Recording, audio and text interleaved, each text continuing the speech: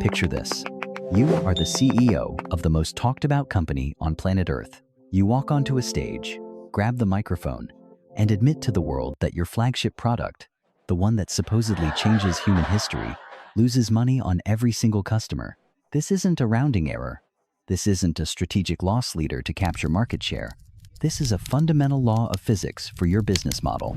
The more popular you get, the faster you go broke. You charge $20 a month for a subscription, but the computing power required to answer your customers' questions costs you significantly more. Every time a user types a prompt, you are effectively lighting a pile of cash on fire. In a sane world, your stock would plummet, investors would flee, the board of directors would fire you before you even left the stage. But we do not live in a sane world. We live in the AI bubble. Wall Street's response to this financial suicide note? They valued the company at $500 billion. Welcome to the most expensive gamble in human history.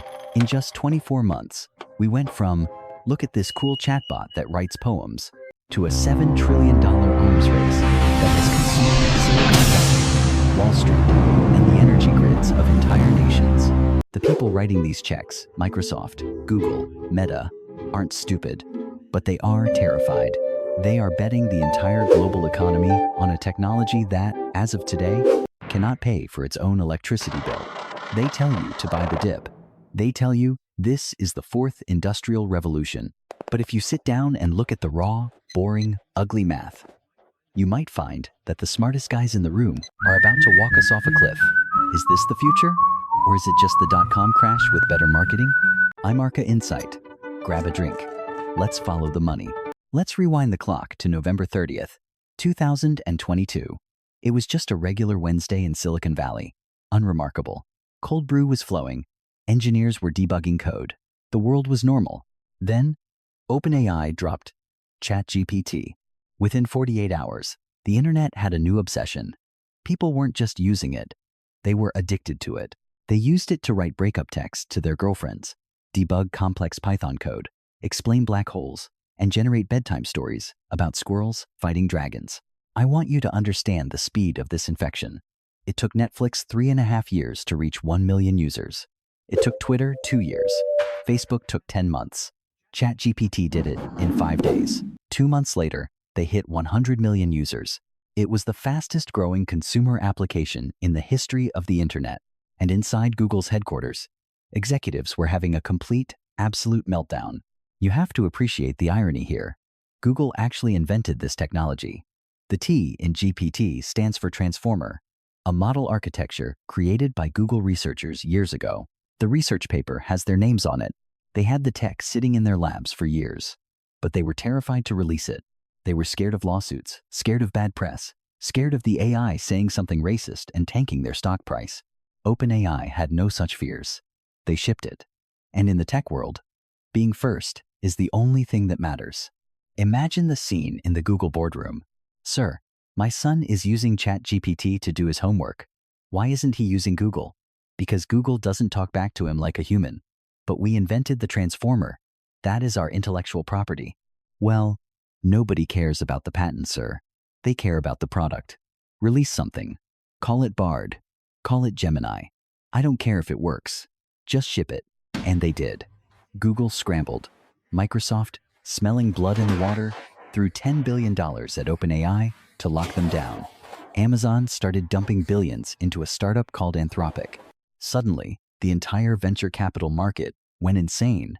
By mid-2023, if your slide deck mentioned large language models, you were basically printing money. Companies with zero revenue, no product, just a team of 3 guys and a Google Doc were raising $100 million rounds.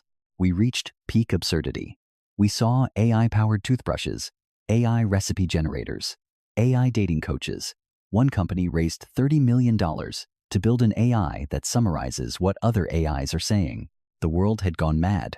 But while the software startups were partying, the real insanity was happening in the hardware market. Because to run these magical brains, you need chips. A lot of chips. And that is where the story gets dark. But the real insanity wasn't the software. It was the hardware. Specifically, these little rectangular computer chips called GPUs. To the average person, they look like harmless circuit boards.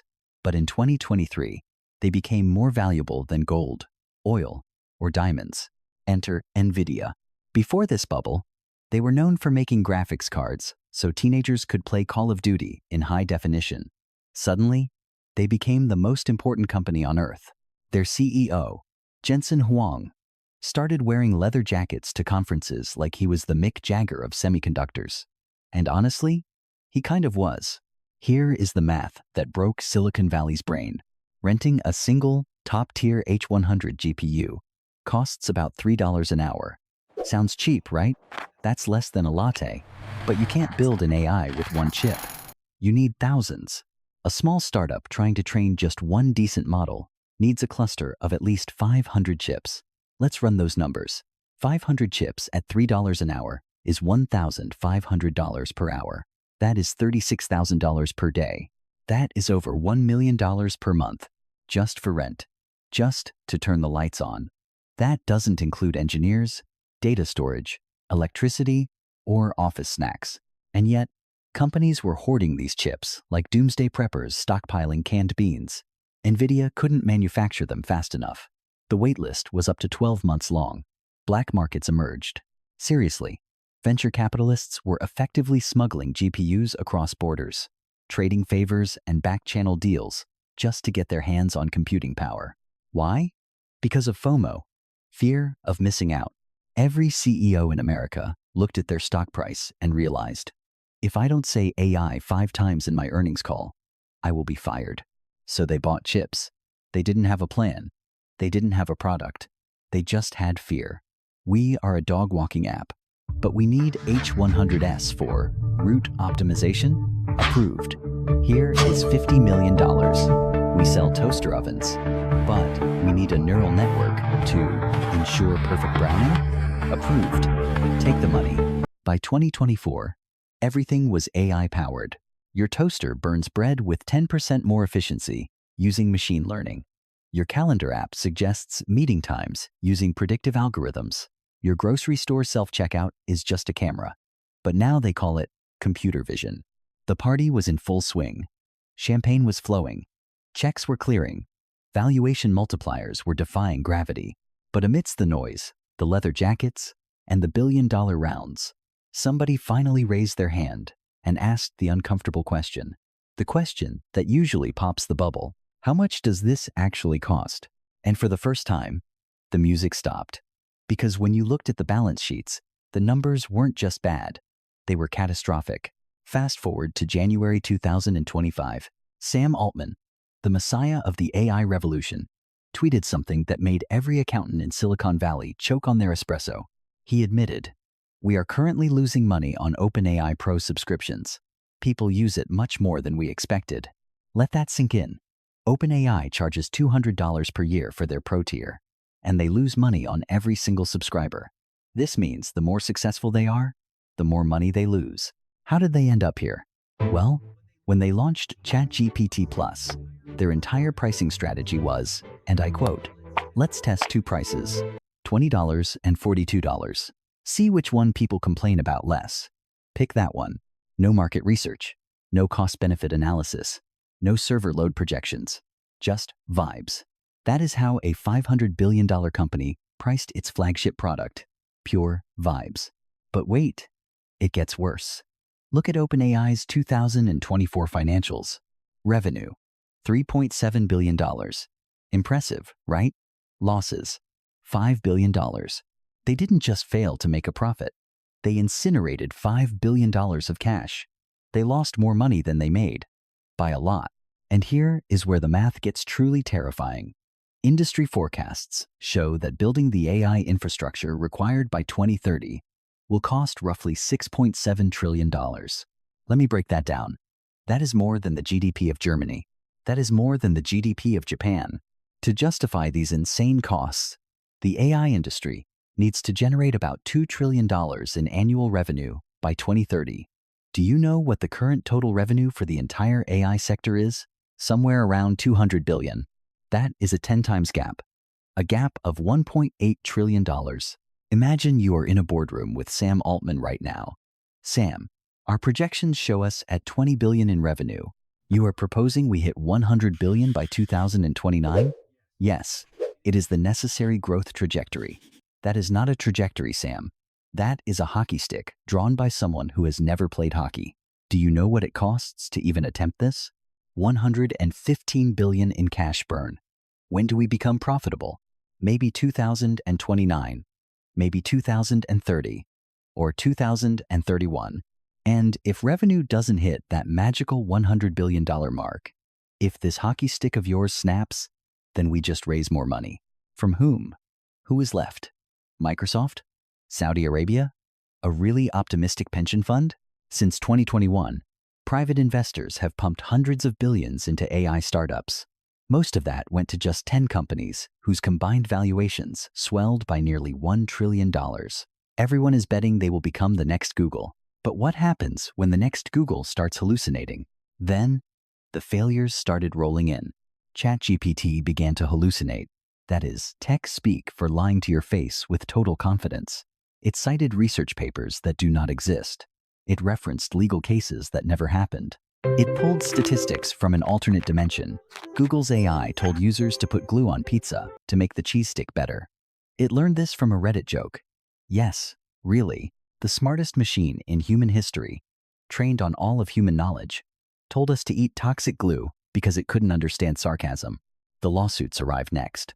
Artists, writers, musicians, journalists, everyone asking the same question. Did you train your AI on my copyrighted work? The answer, yes. The New York Times sued OpenAI. Getty Images sued Stability AI. Authors sued everyone. Musicians sued everyone else. We didn't steal, the tech companies argued. We learned from publicly available data.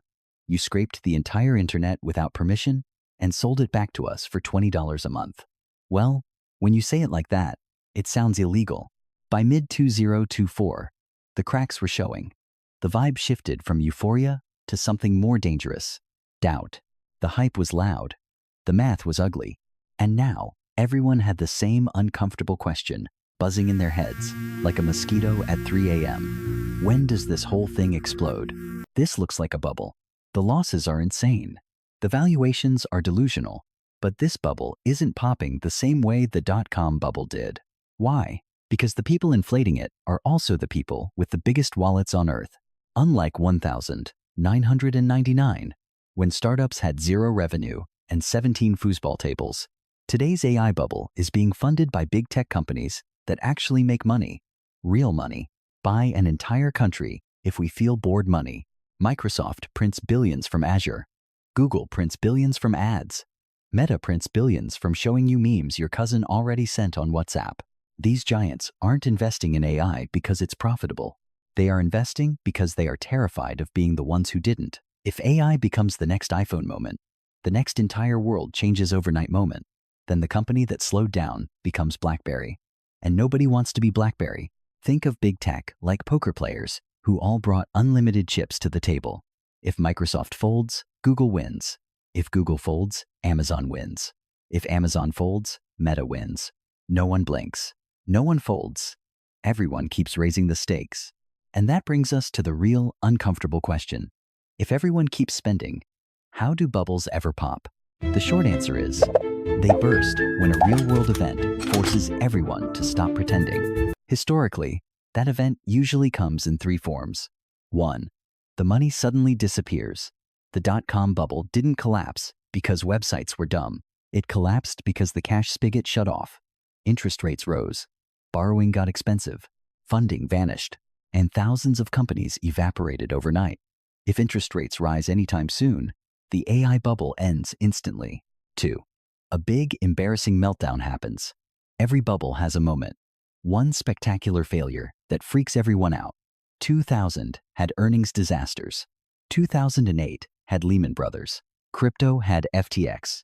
AI's version could be a giant lab revealing massive losses, a botched model launch, or a lawsuit that freezes everything. So where are we right now? Big tech is still spending. No meltdown earnings call yet. No FTX level scandal. Reality is showing cracks, but not enough to break confidence. So, yes, this bubble is inflated. Yes, the numbers are insane, But it won't burst because of hype. It bursts when one of the giants finally looks at their balance sheet and says, "All right, that's enough." Until then, the bubble floats. We are not at the explosion. We are at the tightening. The inhale before the scream.